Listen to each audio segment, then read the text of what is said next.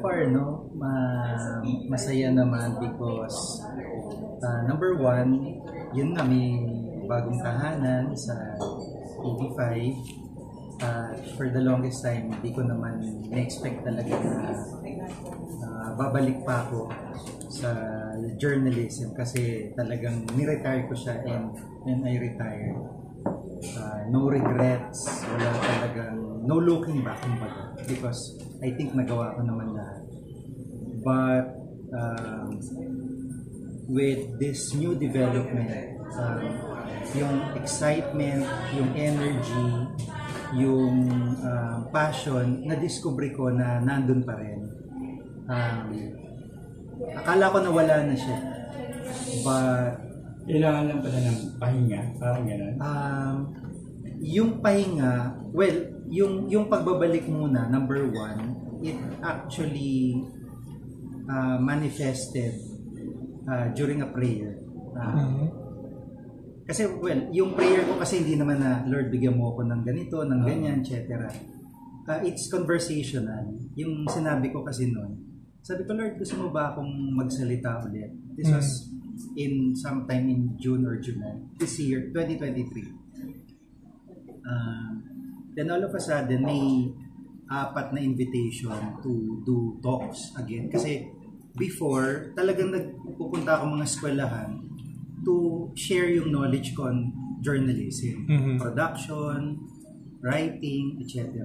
So all of a sudden, may invitation sa Central Luzon State University, sa Anak TV Award, sa New Era, and then dito sa kahit nga family ministry, parang how to be a father, parang gano'n, ang Quiapo Church. So, pinuntahan ko siya lahat. And then, I got a call from a producer, si Ryan Luego ng TV5, asking me to join TV5 for the weekend news. Sabi ko, retired na ako, Ryan. Ayoko na eh. And then, pabalik-balik. So, pabalik-balik yung usapan, yung tawag. Tapos, pinag-pray ko, Lord, kung gusto mo, sige, go natin. So, true enough, nangyari siya.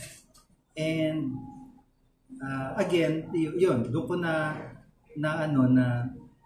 going back to the question kung kailangan lang na parang ma-push siya.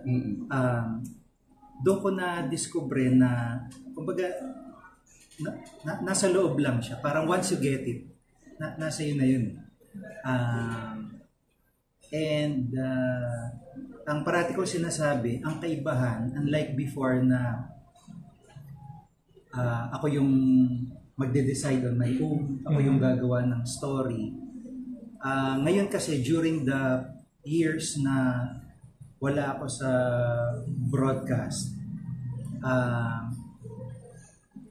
dito ko na-discover and na-realize na every step of the way, kailangan pala talaga kinukonsulta mo kay Lord yung gagawin mo. Parang mas effective yun. Mas tatama ka doon. Unlike yung parang ako lang na, sige, cover ko yan. Sige, gawin ko to.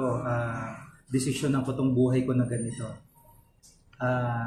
It's more proper to do it na may consultation sa Diyos. Yun yung pinaka-magandang blessing na nakuha ko the past years na wala ako sa reporting, sa news. Of course, what year ka ba nag-retire? 2015, ni-retire ko yung reportorial para maalagaan ko yung family. Kasi kung daily coverage ako, parang may time na galing akong isang probinsya, kukuha lang akong damit, lilipad ulit ako for another coverage. May time na December 23 na, nag-uukay pa kami ng bangkay sa isang landslide sa Leyte. So parang, kaya nung umalis ako 2015 to take care of the family, tapos yung mga babies na, di ba, maalagaan mo talaga, makita mo yung formative years nila. Talagang no looking back sa daily coverages. And then 2018, ni-retire ko siya totally because ang hugot nun was 2013 Yolanda coverage. Nakita ko kasi na yung Pilipinas, pag tinamaan ng sunod-sunod na bagyo na malalakas na dulot ng climate change, hindi siya makakabawi. Wala siya makakain. Na-experience namin first hand sa Yolanda. Actually, nandiyan sa libro. So, sabi ko, wala talagang clear-cut policy yung government about food security. Hindi natin alam. Taon-taon kino-cover ko. Nag-isihan, nagkaroon ng worms yung onions, benguet, nag-frost yung mga gulay. Bakit ganun? Bakit wala nagbabago? So nag-decide ako, sabi ko, laban ako ng Senado 2019 to create policies, to craft policies. Senado because yun yung trabaho niya.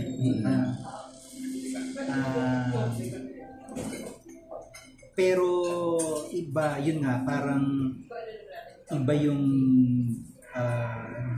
yung direction ni Lord para sa akin. Although pinag-pray ko na, Lord, palabanin mo naman ako.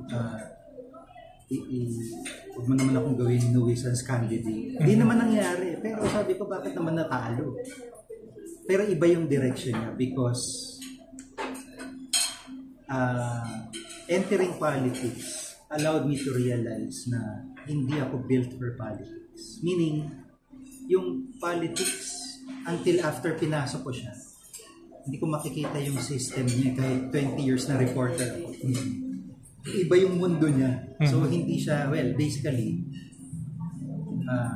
it's not good for my soul. Kumbaga, hindi ako para. So, let's leave it to the politicians. Yung mga demons. So parang hindi siya kaya nung, alam mo na, parang iba siya, iba yung journalist. Kasi very high standards. Well, sa journalism kasi tayo, yung, di ba yung ethics na in-observe natin, iba rin sa kanila. So, yan na natin sila. Okay. Sir, after, of course, the elections and all, what was the condition like as far as you and GMA network was? Yes. With GMA? Because we have a TV product company. Wife ko is CEO. Yes. Founder, Sumarni. So, nagba-block time kami ng show. And we have this agri-show, Agripreneur. Parang yung election ay May 2019. Since non-news program siya, by July 2019, on air na ulit ako. So, nandun, niche market siya, mga farmers, and hindi ko naman in-expect na during yung pandemic, dito magkakaroon ng interest yung public. Mga plantito-plantita, yung mga farming, yung mga tao would go to farms because hindi sila pwede sa enclosed areas dahil ng pandemic. So parang nagkaroon siya ng magandang market as well. Pati kasi di ba, alternative farming meron kayo. Yes, lahat, all sorts, and at the same time, yung mga, hindi lang kami nag-feature ng farms, yung mga MSMEs like yung gumagawa ng bagoong, mga peanut butter, pinopromote namin ng libre sa show para lalong dumami yung kita nila. And eventually, yung mga farmers na nakikilala namin, sabihin nila, tulungan nyo naman ho kami magbenta ng kamote namin. Hindi ho ako nagbebenta, naggagawa ho kong show. So sinubukan namin after and yun, natulungan namin yung income nila, especially nung pandemic. Yung mga panahon ng hard lockdowns, tinatawid namin sa mga from provinces to Metro Manila yung goods nila, kumikita sila, hindi sila masyado nahihirapan. So, yun yung parang community na nabuo ko. And lahat mga naging kaibigan ko sila. So, yun yung mga ginawa ko nun. And so anyway, you're not connected at all with GMA aside from the as an product. employee, hindi na. Yes, as an employee, hindi na. aside from the produced show that you have in their network? Hindi na ako nag-look back talaga kasi yun na, decision ko yun. Parang I decided. So, parang okay na naman. Tsaka parang okay na ako nung time na yun. So, sir, you've been in ABS. You've also done GMA. Now that you're in TV5, what difference is it to be in a network like TV5? In ABS, 3 months ako doon. Fresh grad ako. 1994. Parang June to August ako sa ABS as researcher. Magandang Gabi Bayan. Na-culture shock ako noon. So, bumalik akong Los Bayan. Hindi ko kinaya yung work. Pero tinapos ko yung episode ko, Happy si Kabayan, sa episode na ginawa. And then 6 months sa UPLB, sa SEERCA, Southeast Asian Research in Agriculture, as assistant editor. And then... That's for Erie, right? Hindi, yung mas maliit na agency na sa loob ng campus. Okay. And then...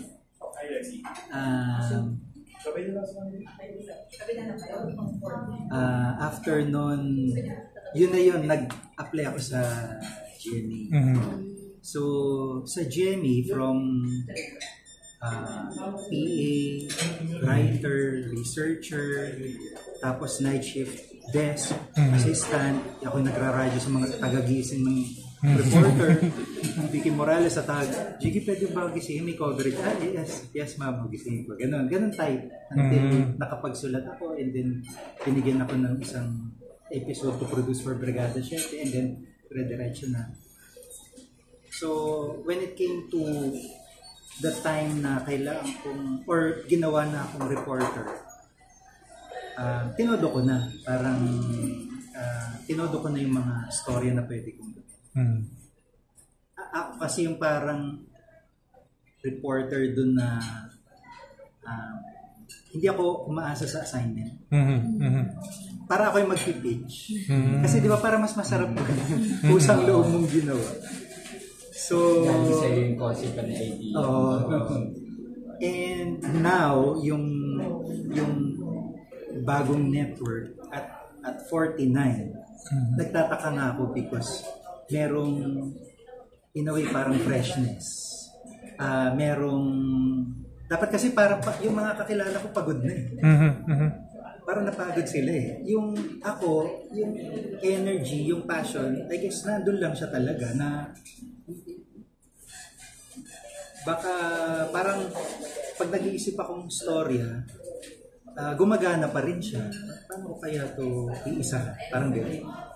So,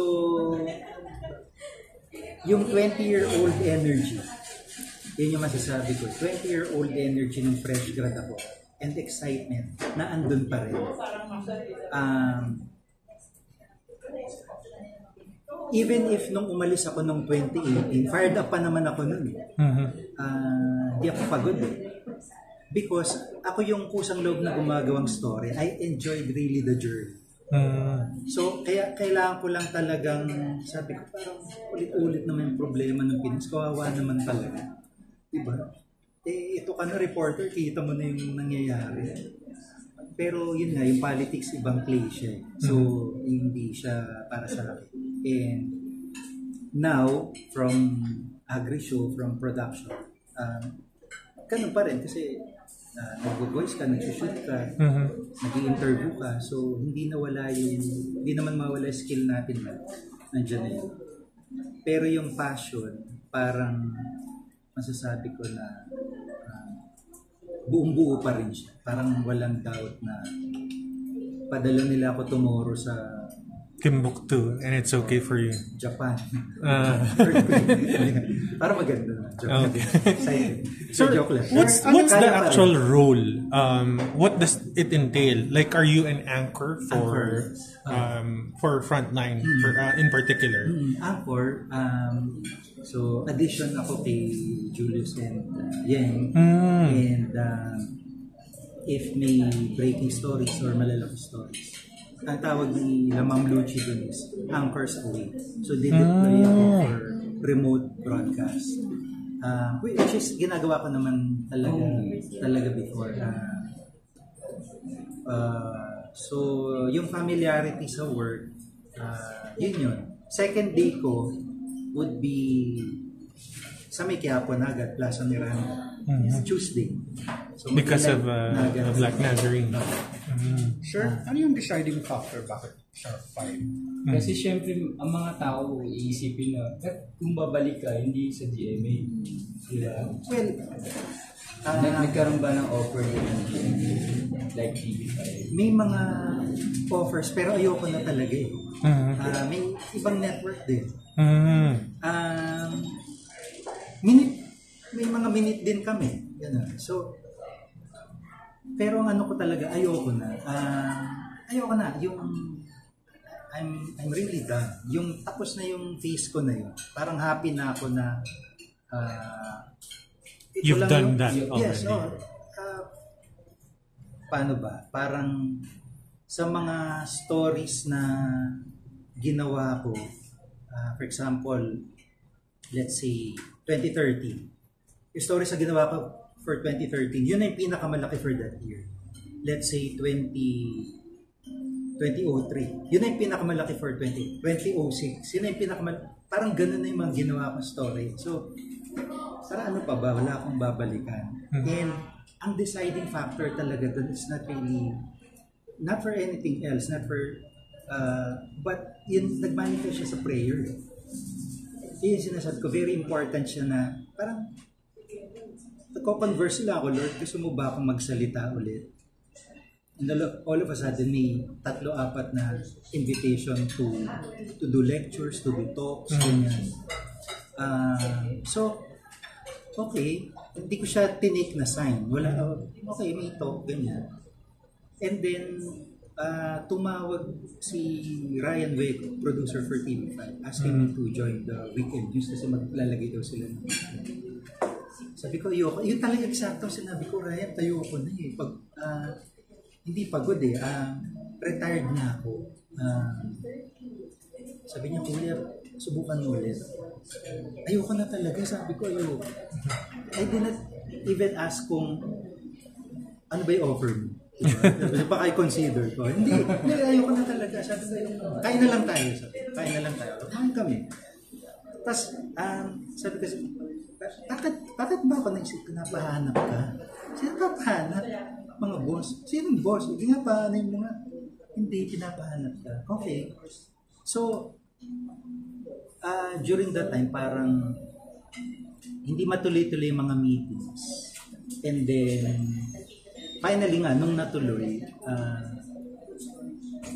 pinaliwanag ni Cliff, yung PM nila, Cliff Ginto, na ganito yung gagawin mo.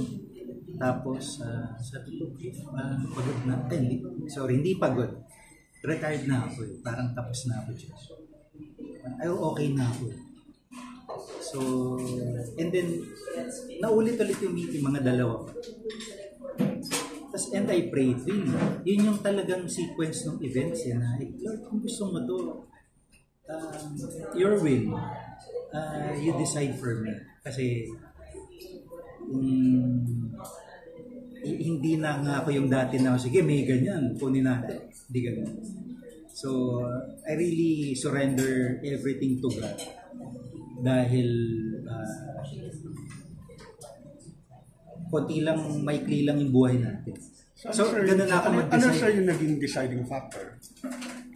Deciding factor is, naging mabilis yung proseso, naging mabilis lahat. Walang, kasi nilatag ko eh. For example, nag-meeting kami ni Ma'am Lucci. Ma'am, ito yung ginagawa ko. Yearly, meron akong absent. I'm sure mag-absent ako kasi meron kaming bakasyon yearly na isang buwan. Required po yan. Okay lang yan. Ma'am, baka makita nyo ako sa major production company next year. Kasi may ginagawa ako. Okay lang yan. Ma'am, yung mga lahat ng mga di ba yung mga naging kaibigan ko the past years, baka kawan nila ng Ay, okay lang yan.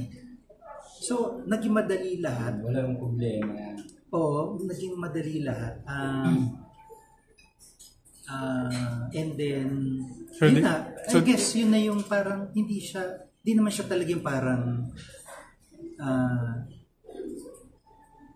ako yung basis ko, yung deciding factor, yung naging madali lang lahat yung usapan. Kasi, in other works na ginagawa ko, like, for example, may project or parang business na gusto kong gawin, kahit pag-isipan ko yan ng matagal, at the end of the day, hindi talaga siya mangyari. Ang hirap niyang ayusin, parang hindi mo maikasan ng ayos, at hindi natuloy. Basa ko dun, ayaw ni Lord. Pero may bagay na naisip mo lang today, and then nagawa mo agad. May clearance si Lord dyan, okay yan. So, yun yung mga indicators ko na bakit. So parang nagkaroon ka ng madaling, parang ease of doing business with them because they agreed with your terms. Parang gano'n. Kasi Not the wala terms. ka pating restriction. All the latags na sabi ko, ma'am, meron ho kong ads na lalabas. Yes, okay lang yan. Kasi ano na naman yan, parang nauna na yan. So, as in, madali siya lahat. Parang walang ano. But sabi ko, ma'am, isa lang po yung gusto ko sanang hiling. Kung mag-a-anchor po ako, sanay kasi talaga ako lumabas. Kailangan ma-feel ko yung story para ma-fire up yung sarili ko. Although pwede akong magpa-shoot, pero I really need to feel yung story. Kasi ganun talaga ako eh. Gusto mo yung sumasabak sa gere eh. Di ba? Hindi naman masyado, pero nagkakataon lang.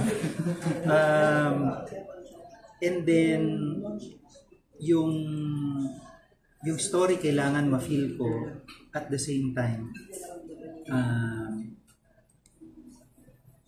Yun yung tingin ko magkakaroon talaga ng makakabuo ko ng mga edge stories. Edge stories. Kung wala yun, hindi ko mabubuo yung human side ng mga stories. Will you be having the liberty to do your own reportage in cases like if there's like something that comes up, pwede kang masunod in order to like do your story? Guidance pa rin nila. I would seek yung guidance ng mga, syempre ng mga boss, mga PMs, EPs. Although pag may natisod ako, ibabato ko na agad. Itong Nazareno, may mga natisod ako story. So, hininga kong clearance, pinadala ko na sa kanila script. Alam na nila yung materials. Okay. And how about yung, of course, hindi lang kayo yung anchor ng show. There's, of course, Julius Baba and Cheryl. You haven't been with them at all? Nag-shoot kami. Okay. For yung show, hindi. First time to. Kahit sa coverage sa labas, parang once, twice lang kami nakita ni Julius. Asian TV Awards. Tsaka sabi niya ng Sareno, nakita daw kami. Tapos, si Yeng, hindi talaga kami. Pero si Yeng, magkasama kami sa isang group, Bible group, ang pangalan niya, Not So Small Group, NSSG. Yung NSSG, maliit lang kami nung nagsimula, siguro mga 5-6 lang kami. Tapos nabuo na siya ngayon ng mga 20 plus. Ano siya, mga advertising, marketing, media people na parang 12 noon. Kung pwede ka mag-attend ka. Tapos sharing ang kwento mo about experience kay God. So, yun yung doon kami common ground, kumbaga. Parang may Tita Winnie. So parang may circle din kayo na common friends. Sir, how about the family? Ano yung naging reaction nila? Kasi sabi mo, di ba, retired ka na tapos biglang balik trabaho ka. Feeling ko, si Marlon. Feeling ko na-excite naman siya. Kaya nga sabi niya kanina, di ba, narinig niyo, yung yung polo mo. Yung mga bata, nakakatawa kasi wala silang masyadong idea or memory nung nasa coverage ako eh. Wala eh. Kasi yung picture dyan sa libro, ang liliit pa nila. So, nung year-end report na ginawa ng TV5, parang in-air yung 31. So, pinanood ko, nakikinood sila. Nakita ko yung reaction na natuwa sila. Na excite sila dun sa idea na, nasa TV ka na ulit. So, I guess masaya sila dun sa idea na yun. Kasi, nung reporter ako, syempre minsan mananalo ng awards, ganyan. Ginawa ko kasi, tinabi ko talaga sila lahat. Kasi kung ganyan, dito kayo sa kahon, dinala ko sa amin, sa San Pablo. Nandun lang sila. Tinabi ko lang iniwan ko lang sa bahay yung parang oblation, and then yung trophy ng Toying POIM na nabagsak nila at na cheap pa yung so wala silang idea kasi ayoko din na parang sila na ay naku gusto kong mag-reporter, wag na magano ka na lang. So wala silang idea, and ngayon parang nakikita ko na excited sila kasi yung Agri Show medyo syempre din masyado pang bata. Pero ito more generic yung news. Minsan kailangan din nila sa school news. Tapos kahit hindi ko siya i-highlight sa bahay, yung teachers nila, congrats na pabalik yung dad mo, yung classmates nila, sorry dad, sa ganito article, papakita article. Tapos tatanungin ako, ano to? Parang, wala yan, basahin. Dina-downplay para. So yun, may excitement ako na-sense sa kanila. And ang kaibahan is lighter yung scale unless natapon ako somewhere, pero hindi na siya yung daily talaga na Ratsyada talaga yun. Ratsyada. Talaga wala ka ng oras, wala kang pasko, wala kang perfect. Yun yung kaiba. And reaction siya ng mga kapuso reporters, friends ng mga kaibigan mo sa kapuso. Ano ba reaction? Marami akong mga, especially mga crew, mga kasama mo, congratulate. Kasi talagang yung mga cameraman ko, ako parang mga kapatid, naging mga kapatid ko na sila eh. Sabihin, 13 years, 5 years ko nakasama, 2 years, ganyan. So, sabay kaming tumanda, kumbaga. Alam nila yung mga story, mahirap, yung gumawa ka story, pag uwi mo, may memo ka pa. So, lungkot at hirap, alam nila yung ganyan. Nagko-congratulate sila, masaya sila. And, yung mga... Si Ria Babinati. Kasi yung madalas mong kasama. Si Mami P. Congratulate talaga siya. So, I guess, masaya naman sila. Labang gustong sumunod, sir. May nagparamdam na. Meron na talaga. Meron na, pero tingnan natin kung anong plano. Yung mga tipo, paano po pumasok siya? So how's your first day, sir, with TV5? Yeah. Sa Monday pa lang ako talaga sa Salzburg. And may dry run, 6:30 yung newscast, so magda-dry run kami at 3 p.m. But, ayun nga, nakapag-produce na ako ng isang storya, and then puproduce ulit ako. So, yun. And, yeah, na-expect ko na Tuesday, January 9, lalabas nila ako sa Quiapo. Sir, kinakabahan po kayo sa first day? Oo nga, hindi na ako kinakabahan. Totoo, kinakabahan talaga. Kaya sabi ko kay Disappear, sabi ko, pwede bang pumasok, magpa-practice lang. Totoo. Agahan ko. Sir, paano niyo po i-approach yung storytelling niyo this time around since ibang-iba na yung media landscape? Is the culture in TV5 different? Yeah. Hindi ko pa masabi. Well, yung mga Kasi tao, yeah, you've marami done akong- production eh. Yes, yung mga tao, marami akong kakilala. And alam ko na mababait sila. So, in terms of... Nakakasama mo rin sa mga coverage. In terms of culture, talagang alam ko yung values na meron din sila. Kasi pagdating sa storya talaga. Diba? Yung in terms of writing ulit, paano ko siya ipipresent? Siguro yung the way na nagpe-present, nagsulat ako ngayon, yung unang story ko, i-develop ko pa siya na mas maikli, mas madaling maintindihan kasi nga iba na siya yung social media, ang lakas, iba na siya. So ibang attack yung pag-iisipan ko. Kailangan ko lang siya ma-observe kung paano. I guess yung kultura sa TV5, hindi ako mahirapang mag-adjust. Nakikita ko siya nung ang TV5 kasi sleeping giant siya. Mukha siyang maliit, no? Pero sleeping giant siya. Alam niyo, parang hindi siya katulad na nagsisimula ako na talagang maliit kami as compared to ABS. Pero yung ABS kasi diniskartehan namin in such a way na kung walang generators, may satellite kami pero walang generators, sige, kuha muna tayong tindahan, bayaran muna natin, makasaksak tayo. May diskarte siya. Wala man kaming chopper, no? Pero kami yung on the ground.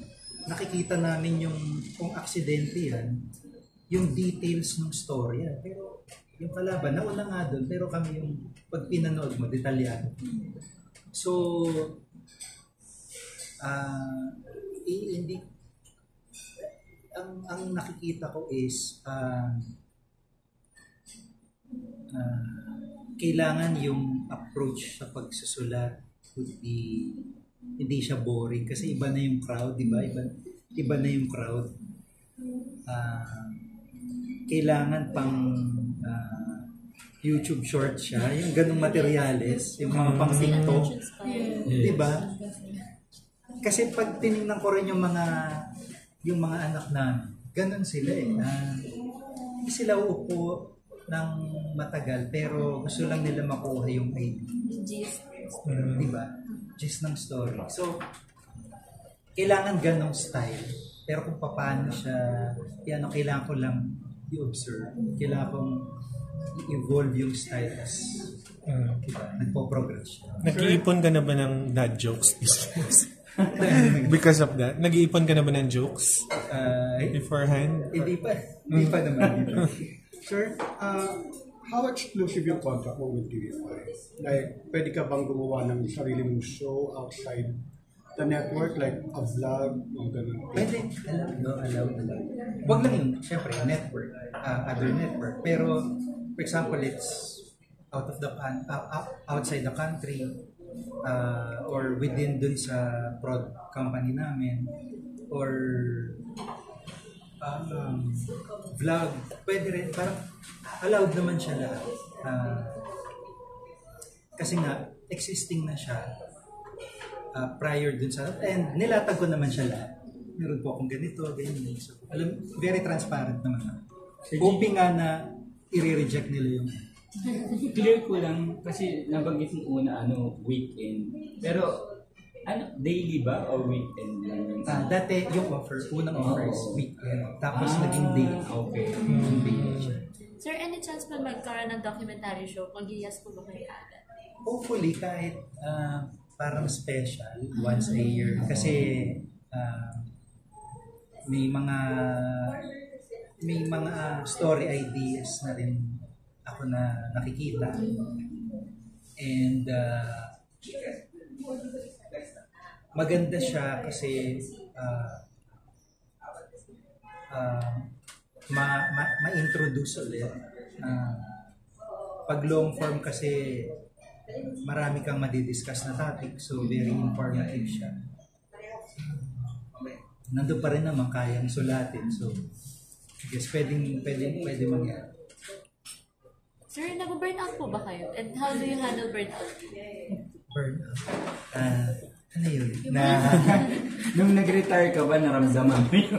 Yes. Or were you most relaxed during that time? To be honest, hindi naman sa pagmamayabang. Paano bang tawag doon? Nakaka-work talaga ako yung under extreme pressure. So, sa mga parang dangerous situations na napuntahan ko naman, ang ano ko naman, delayed reaction. Parang halimbawa, 2001, pinagbabato kami, tinamahan ako. Tapos after 1 week, saglilinis ang coach, ayun, antik na pala akong mamatay doon. No? Tapos naiyak ako. After 1 week, delayed reaction. Burnout, hindi ako, pero hindi ako nag-burnout. Hindi rin ako nagpapanik under pressure. Ang habit ko pa, masama nga yung habit ko, parang halimbawa, i-air ako. Gusto ng director, gusto niya mag-mic test, mag-mic audio check ako ng 10 minutes before airing. Nakikiusap ako na pwede bang kahit 30 seconds before, tapos airin na ako diretso. Kasi pagka ganon, yung ang dami kong ginawa, lalo ako nadidistract. So siguro yung focus na medyo weird yung focus ko, paano ko nag-focus sa isang may pagka-crammer din ako a lot of times. Kasi Mas gumagana. eh. Siguro ganun pag writers talaga. Diba? Parang mamaya na yan, kaya naman natin. Hindi lang kailangan ko dyan. Wala lumalabas eh, diba? So diba ganun? So, yun yung pinag-aawayan namin parati ni Marley. Kasi siya, simula kailangan planchado. Organize. Ako, kaya mo na yan, kaya natin yan. Di-deliver ko sa iyo yan. Yun ako, hindi burnout. Hindi siya burnout. Sorry. Paano yung naging adjustment kung nag-retire ka? Kasi di ba, active na nga mo lifestyle mo. Sarap. Nung bakasyon ba biglang wala agad? Oo, as in, Cold turkey. ang sarap, di ba? Parang, although, yung Malaking kasing, burden yun na wala. yung kasing, well, hindi naman siya burden, no? Kasi parang na-enjoy ko talaga siya. Pero, ang dami mong energy na gawin yung mga bagay na hindi mo nagagawa. Lalo na yung parang, yan na, nasa bahay ka, mag-alaga kang pamilya, maglinis ka ng bahay, paligo ka ng aso. Yung mga ganong Na hindi mo nagagawa mga bagay na hindi mo magagawa talaga. So wala ka sir moment na yung mapapatigil ka kasi biglang naisip mo may work ka. Parang sayang. Yeah, parang Na-miss mo, ganyan. Or magigising ka kasi, papasok ka, tapos may reason, hindi nga pala ako Hindi na nga pala ako papasok. Hindi ganun. And never ko sinabi sa sarili ko na, kung siguro nagstay ako, ano na kaya ako ngayon? Wala talaga ako regrets. Kasi nung nandun ako, every day of the week talaga, monitor talaga ako sa radyo. 100% yun. Kailangan pag nakuha to, hindi man iutos sa akin ng editor ko. Kailangan makuha. Parang ako yung may-ari ng network. Parang kailangan di ako maskupan. Ganon ako. Yung attitude ko. Na minsan kinakainisan na din ako dahil kulit mo ganon. Pero sir, hindi ka ba tinigil mo ba manood ng TV, makinig ng radyo? Or pag nakanood ka ng kasi nag-iba na rin yung landscape dahil on demand na siya. So, hindi na siya pwede kong panoorin na siya mamaya, di ba? Pabalikan ko na lang or ano bang chismis ngayon, di ba? Makikichismis na lang ako. So, from time to time, sisilipin ko yung CNN, international, ganyan, anong balita, global.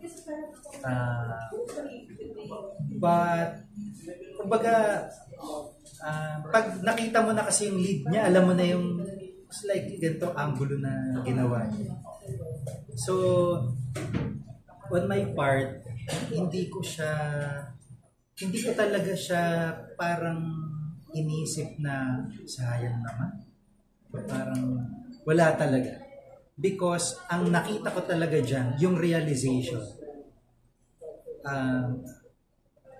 The Lord really had to strip me bare to make me realize na ako pa rin to, ha? Siya pa rin yung dapat masunod at the end of the day. Okay, nakuha mo lahat. Then, ipaparealize ko sa iyo ano yung hindi mo nakukuha.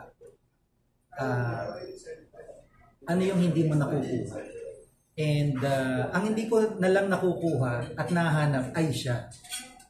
Ang kaibahan ngayon is I'm entering a new home, nakasama siya. Yun ang kaibahan. Kasi dati ako lang ang nag-ooperate eh. Parang, sige, yun nga, decide ka, I'll decide on my own.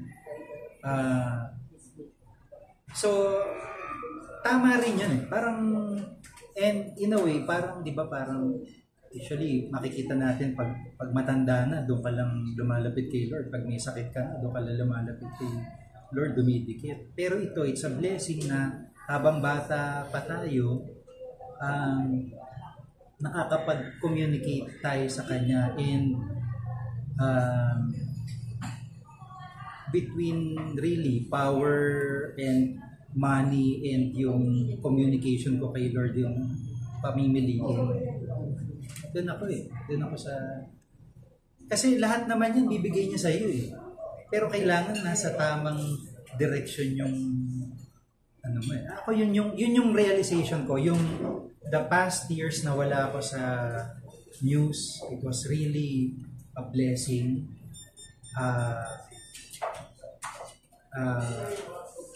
Ang pinakamalaking blessing doon yung makilala ko, malaman ko ano ba talaga ang papel ng Diyos sa buhay mo. Because dati naman nagsisimba ako, 2006 pa ako devoted ng Black Nazarene, pero hindi ko naintindihan itong mga bagay na hindi naman ako nagbabasa ng Bible. Kailan yun, Sir G? Kailan mo natagpuan yung empowered faith mo at saka spirituality? Siguro mga 20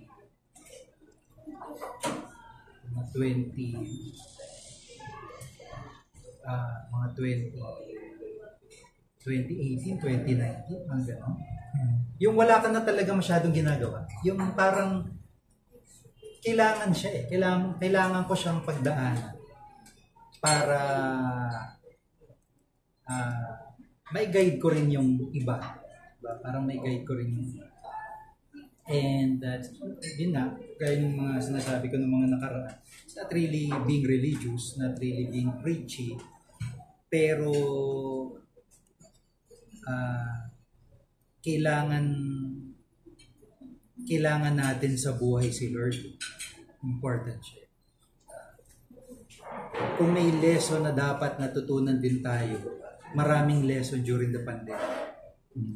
Na marami tayong bagay na hindi kailangan na, di ba, pwede nating isang tabi. Pero sino ba yung talagang kinapitan na sana huwag naman ako tayo magkasakit, tayong masyado maapektuhan ng COVID. And true enough, kami naman dun sa ginagawa namin yung pinoproduce na show na Agripreneur, naging way pa siya para makatulong sa mga farmers. Kaya sa akin, blessing din. And sir, what do you want to people to anticipate now that you're in TV5? What would you bring to the table? What would people expect from you? I'm hoping na be able to do the stories that I do. Meaning yung mga stories na hindi siya traditional. Meaning, okay, if you see the lineup of the stories or the top story of the day, ang style ko kasi pwede siyang nasa latter part ng lineup pero interesting siya. Pwede siyang parang side story lang pero may impact. Ganun kasi akong gumawa ng story. Parang hindi ko naman kailangan parating mag-top story or mag-headline. But kailangan mapakita lang natin yung tamang story. And ma-share ko din na yung journalism is still a very interesting craft. Hindi siya dapat masapawan ng kung ano-anong materials na meron online, di ba? Because as it is, siya pa rin yung source natin ng mga totoong information, mga credible information. So, I hope na makapag-deliver ako ng malalaking stories, di ba? Hindi ko mapipredict kung kailan darating yung malalaking stories na. Pero once na naandyan yan, nasisense ko yung malaking story. Malalaman ko siya. Instinctively, alam ko yung story na malaki or lalaki pa lang. So, yun yung hope ko na madala on the table. Sir, Yung for my soul yung politics. Yung 20 years akong reporter, 23 years, pero until after tinawid ko siya, hindi ko makikita yung inner workings ng politika sa Pilipinas. Ang ganda nga niyang sulating libro. Kaya lang maraming magagalit sa akin. Kasi nagulat din ako. Parang, so, hindi ko siya kaya. Dito na lang tayo sa paano ko sasabihin? Dito na tayo sa more transparent, more honest na work. Kasi dito, unless kaya mo siya, pasukin mo siya. Ako kasi pinasok ko siya because yun na gusto ko mag-craft ng about food security. Pero bago mo siya magawa, marami siyang kailangan laruin. Maraming play. Diba? Yung play, hindi kaya ng dibdib ko. Sir, So, tuldok na talaga yung Appointive or elective. Politics. Appointive or elective. Sir, do you regret entering for politics? Hindi, because number one, ang laking learning sa akin. Of course, yung normal perspective would be, yan kasi diba, parang yan tuloy, diba? Yan yung reaction. Pero ako hindi, kasi tinake ko siya positively. Number one, ang dami kong learning. Sabi ko nga, 23 years, ang dami ko naman na-cover na kung sino-sinong politician and officials. Pero never ko nakita yung nakita ko nung pumasok ako doon. Never kong na-experience ko doon sa loob. Never ko naintindihan yung survey. Never kong naintindihan yung campaign, how it works. And alam ko lahat Pwede ko siyang sulatin na libro. Baka lang pagkalabas ng libro, pagka book launch natin, tatratin tayo paglabas natin ng pages. Di ba? Number one, learnings, ang dami. Number two, it's God's way of really parang stripping me of all what I had during that time. Di ba? Yung lights out ka talaga. Lights out kita. Sabi ko, Lord, di ba pinatakbo mo ko? Pinag-pray ko naman to, pinatakbo mo ko. Sabi ko, huwag mo ko gawing nuisance ka. Hindi naman ako naging nuisance. Nakapag nationwide. Oo, nakapag nationwide naman ako. Eh bakit natalo? In prayer, sinasabi niya, di ba, parang gusto ko katabi lang kita. Sige. So, ganun. Yung realization na kailangan isang tabi mo lahat yan. Makinig ka muna sa akin. Pakinggan mo ako, ito yung sasabihin ko sa'yo. Nakinig naman ako. And true enough, ni-restart, wala namang nawala. Ang nawala ko lang yung daily coverage. Pero, other than that, naandun siya lahat. Meaning, livelihood, di ba? Family. Ang nag-gain ko dyan, yung mga sinasabi ko na intangible. Yung, time, family, yung love. Time is very important. Isipin mo, yung mga anak namin, bilis lumaki.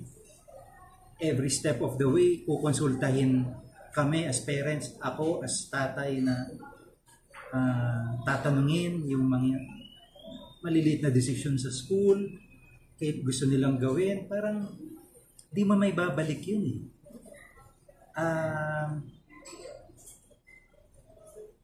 Tapos yung family na naalagaan mo, and yung love na nabibigay mo sa lahat, and nare-receive mo din. So, I guess, yun yung mga realization na may mga importante other than career, trophies, malaking sweldo, power, at ang sagot ko parati dyan, importante talaga si Lord. Because kahit tanggalin niya yan, if you're faithful, faithful din siya eh. Mas faithful siya sa iyo. So, ibabalik niya sa iyo lahat. And true enough, di ba? Parang motivation. Ano motivation? Ano bang nag-convince sa akin to It's prayer. Parang, Lord, kung gusto mo go natin. Ginawa niya. So yun talaga. Parang hindi ko talaga siya ma-explain. Parang gusto ko lang, not really to convince you all. Pero gusto ko lang maikwento sa inyo paano talaga yung naging chronology. Paano talaga yung naging flow ng events na nandito na ulit ako. Ano yung relation nung pagkawala ko sa time na nakilala ko rin, naging closer ako to Lord. So, hindi ko ma-explain. Inimbitahan ko po kayo na manood ng Frontline Pilipinas sa darating na Lunes at araw-araw, 6:30 to 8 ng gabi sa TV5. At abangan niyo po ang mga malalaking balita na papasabugin namin dito sa Frontline Pilipinas. Salamat po.